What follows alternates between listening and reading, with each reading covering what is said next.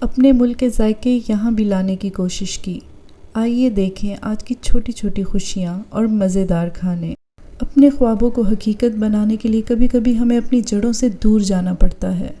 وہ گاؤں کی سبز راہیں، صحن میں ہنسی کی آوازیں اور امی کے ہاتھ کی خوشبو والے کھانے سب پیچھے رہ جاتے ہیں، لیکن دل وہیں جڑا رہتا ہے اپنی مٹی کے ساتھ۔ اس دن جب جہاز نے اڑان بھری، دل جیسے رک سا گیا۔ کھڑکی سے باہر بادل تھے، لیکن اندر دل میں ایک طوفان تھا۔ خوشی تھی کہ اب اپنے ہمسفر کے ساتھ ایک نیا سفر شروع ہوگا، لیکن آنکھوں میں نمی بھی تھی ان چہروں کے لیے جو ایئرپورٹ کے اس پار رہ گئے تھے۔ یہاں سب کچھ نیا ہے، اونچی عمارتیں، خوبصورت گلیاں اور روشنیوں سے جگمگاتی راتیں، لیکن کہیں نہ کہیں دل اب بھی انہی کچی گلیوں میں بھٹکتا ہے جہاں سے یہ سفر شروع ہوا تھا۔ آج صبح ہوئی تو امی کے ہاتھ کے آلو کے پراٹھے بے حد یاد آئے۔ پھر دل نے کہا اب تیار تو بیڈ پر ملنے سے رہے، سوچا خود ہی اٹھ کر اپنی مدد آپ کے تحت پراٹھے بنائے جائیں۔ امی جیسے تو نہیں بنا سکتی، پر ہاں کوشش تو کر ہی سکتی ہوں۔ بس پھر میں نے آلو کا مسالہ بنانا شروع کیا، جو آپ ابھی ویڈیو میں دیکھ ہی رہے ہیں۔ سادے سے کچن کے مسالے، ہرا دھنیا، ہری مرچ، نمک، تھوڑی سی لال مرچ اور سب کو آہستہ آہستہ مکس کیا۔ پراٹھا تو بس بہانہ ہے، اصل میں یہ دل کا سکون ڈھونڈنے کی ایک کوشش ہے۔ پردیس میں رہ کر سمجھ آتا ہے کہ اصل خوشی چھوٹی چھوٹی چیزوں میں چھپی ہوتی ہے۔ امی کے ہنسنے کی آواز، ابو کی نصیحت، بہن بھائیوں کی چھوٹی چھوٹی شرارتیں، یہ سب یاد آ جاتے ہیں۔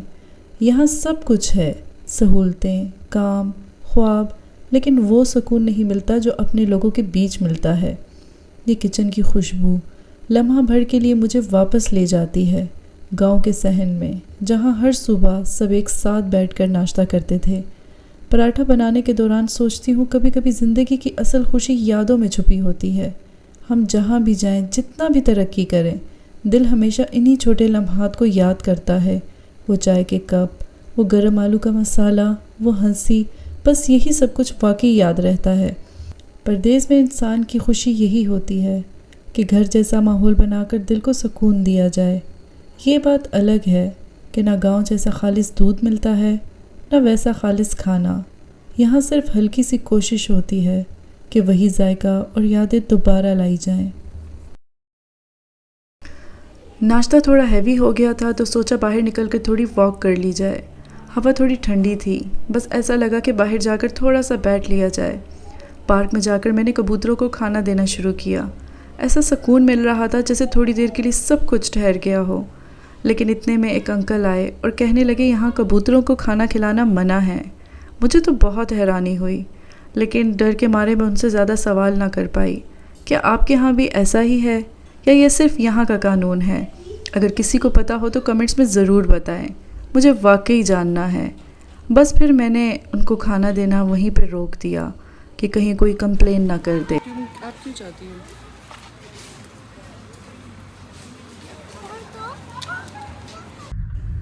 بس پھر تھوڑی دیر وہاں بیٹھنے کے بعد ہم گھر واپس چلے گئے۔ سوچا کہ مارکیٹ چلتے ہیں، کچھ گروسری کر لیتے ہیں۔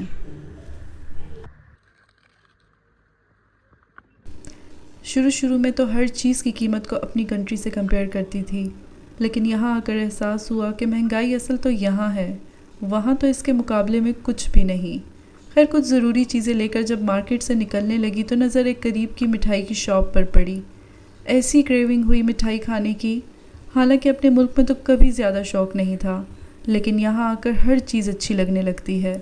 بس پھر بغیر دیر کیے میں سیدھی گلاب جامن لینے پہنچ گئی۔ جب تک shop keeper gulab jamun pack کر رہا تھا، میں باقی مٹھائیاں دیکھنے لگی۔ شاپنگ مکمل کر کے جیسے ہی گھر کو لوٹی تو سب کو بہت بھوک لگی ہوئی تھی، اس لیے بنا ٹائم ضائع کیے فوراً کھانے کی تیاری شروع کر دی۔ آج ہسبینڈ کی چھٹی تھی اور ان کی فرمائش پر چکن بریانی بنانے لگی۔ ویسے بھی انہیں میرے ہاتھ کی بریانی بے حد پسند ہے، تو سوچا کیوں نہ آج آپ کے ساتھ بھی اس کی ریسیپی شیئر کی جائے۔ سب سے پہلے میں نے ہانڈی میں آئل ڈالا اور پھر زیرہ۔ ویسے تو زیرے کا ذائقہ اتنا سٹرونگ نہیں ہوتا، لیکن میری ہر ہانڈی میں یہ لازمی شامل ہوتا ہے، شاید ایک عادت سی بن گئی ہے۔ پیاز ڈال کر تھوڑا سا نرم ہونے دیا۔ میرے ہاتھ کی بریانی میرے ان لاز کو بے حد پسند تھی، خاص کر کے ابو کو۔ جس دن بریانی بناتی تھی اس دن ابو دن میں پتہ نہیں کتنی مرتبہ کھاتے تھے، और ये देखकर सास हमेशा मजाक करती थी। फिर मैंने चिकन और लहसुन का पेस्ट डालकर अच्छी तरह भुना और दोबारा ढक्कन रख दिया ताकि चिकन नरम हो जाए। साथ ही थोड़ा सा सूखा धनिया और नमक डाला।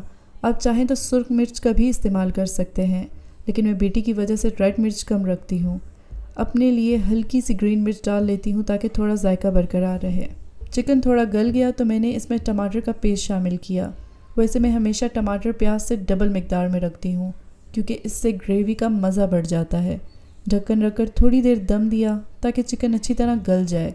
जब चिकन गल गया तो अच्छी तरह भून लिया, यहाँ तक कि हांडी तेल छोड़ने के करीब आ गई।